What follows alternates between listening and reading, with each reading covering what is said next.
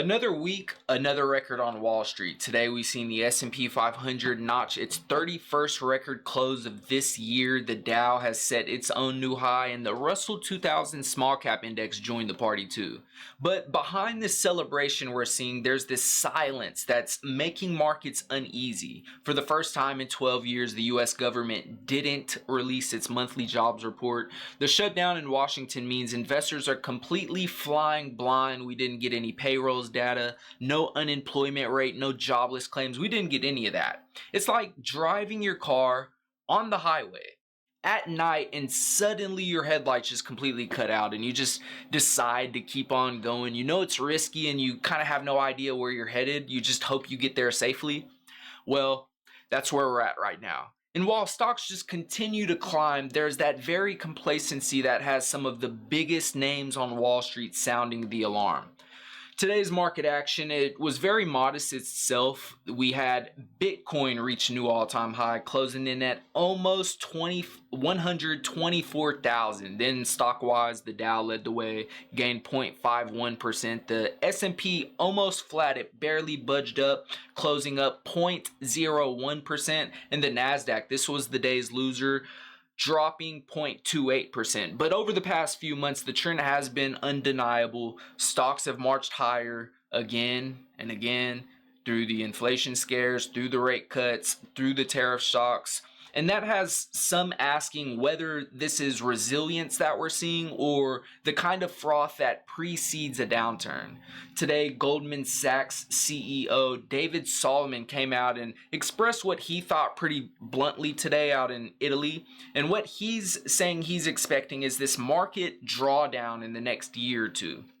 He says markets run in cycles, pointing out that every time there's this new technology wave that comes along, whether looking back in the 90s, that internet wave, or today's artificial intelligence boom, markets tend to get ahead of themselves. They get really happy and excited about where things are going to go over the long term.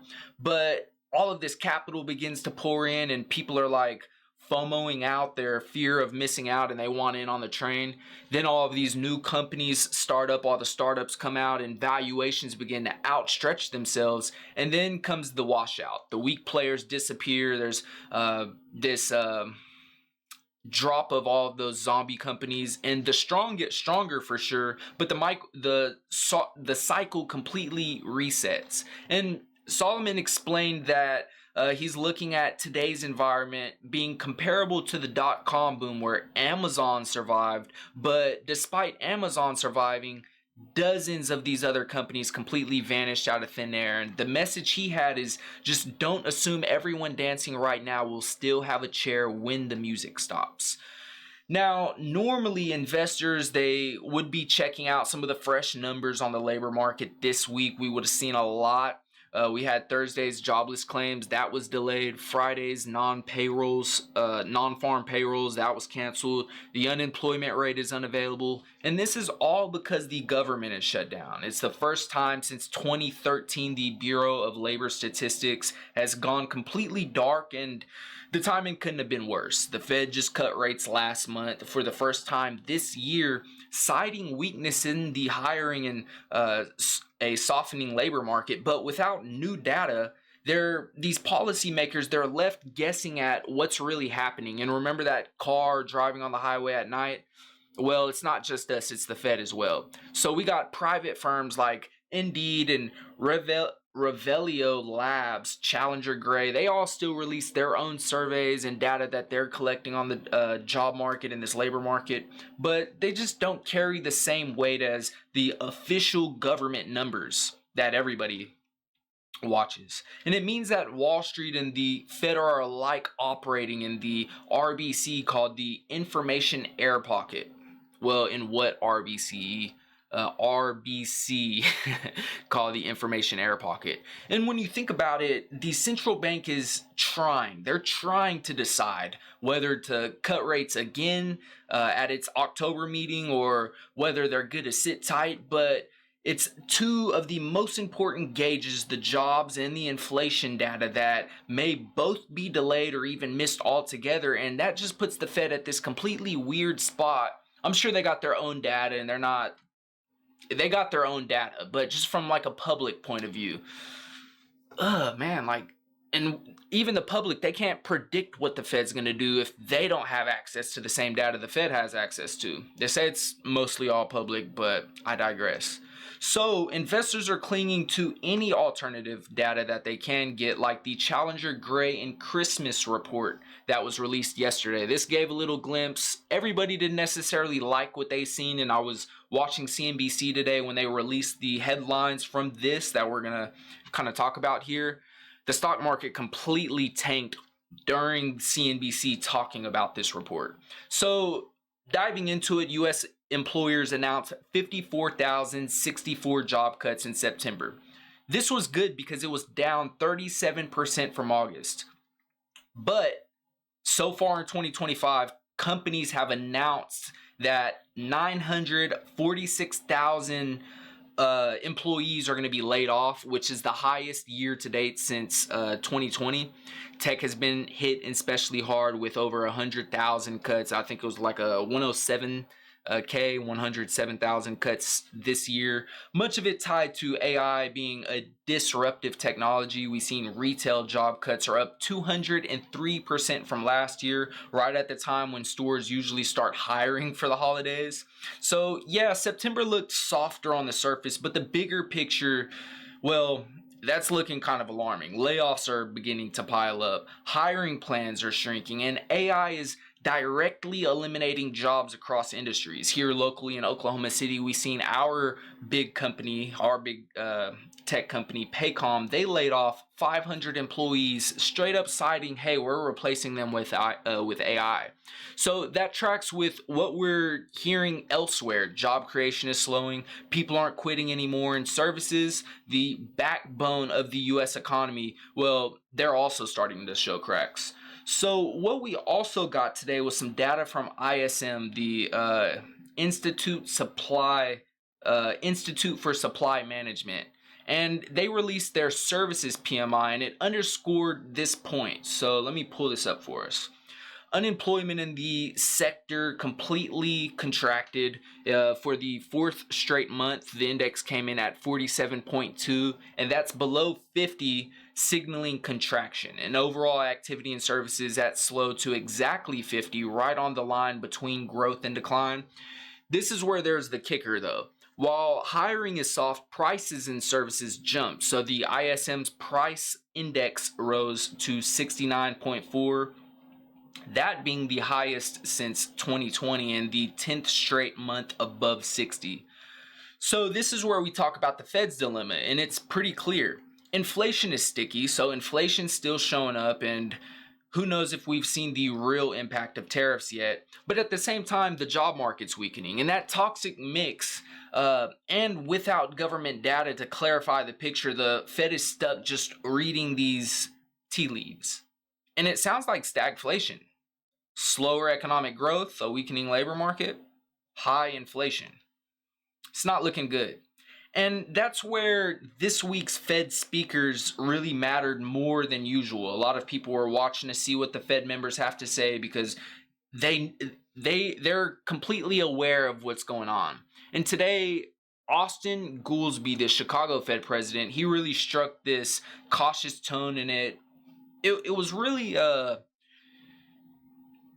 awakening the reality of people as he was striking this cautious tone. So what he really warned about was against cutting rates too quickly, saying that inflation hasn't gone away. Even though jobs are weakening, inflation is this concern, and he doesn't want to front load cuts, cutting rates. He wants to take it slow to see how everything continues to develop. We also had Vice Chair Philip Jefferson, and what he acknowledged was this squeeze from both sides of the Fed's mandate, the inflation being up from tariffs and then the job market weakening. And he defended the September rate cut, but said risks are rising on both fronts. And he makes this bet that inflation will ease next year, but the labor market may need more support in the meantime. And that leans towards him at least supporting more cuts.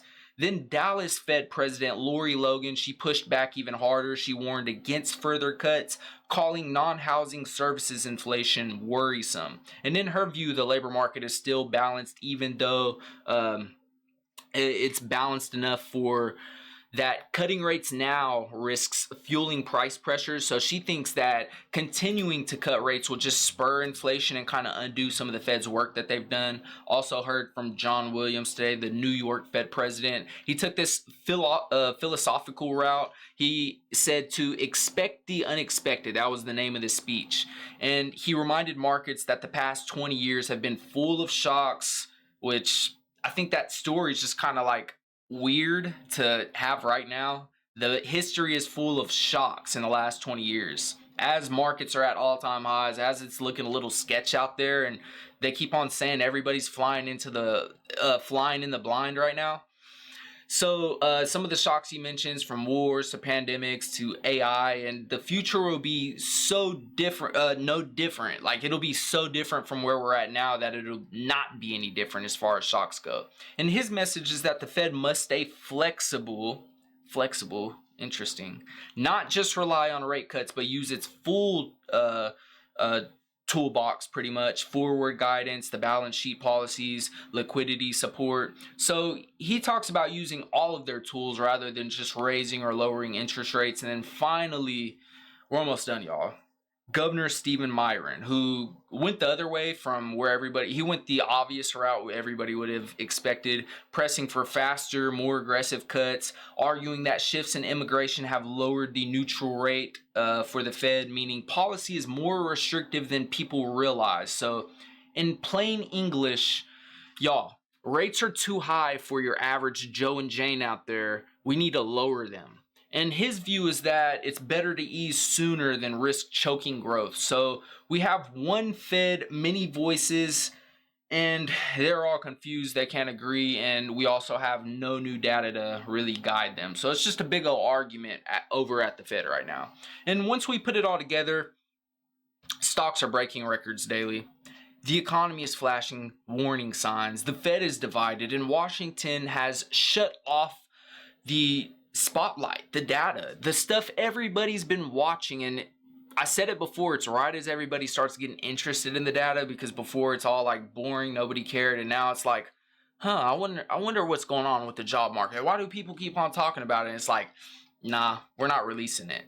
And history says shutdowns are usually noise for markets. In fact, the S&P has gained during the last 5 extended shutdowns, but this time, the most dangerous words in investing, could be different. This time could be different. Not because of the shutdown itself, but because of the timing. The Fed is already in this bind. Tariffs are pushing up prices. The labor market is softening. Consumer confidence is low, and now the official scorecards are blank. RBC estimates each week of a shutdown clips 1/10 of a point off GDP. So a 35 record-long shutdown would shave off half of a point. That's not enough to derail the economy by itself, but enough to add in layoffs. Add in tariffs, add in weak hiring, add in the risks that just continue to multiply. And here we are, possibly where we're heading in this car on the highway in the dark. So, like I said, here we are, record highs on Wall Street. Record uncertainty everywhere else. Solomon warns a drawdown is coming. Challenger Gray shows layoffs are piling up. ISM says services are stalling, but we're seeing a little bit of inflation. And Fed speakers they're all split. That's old news though. And the government, well, they're not releasing data. So in other words, the music is still playing, but what happens if the lights go out? And when they flicker back on, will investors like what they see? Let me know down in the comments.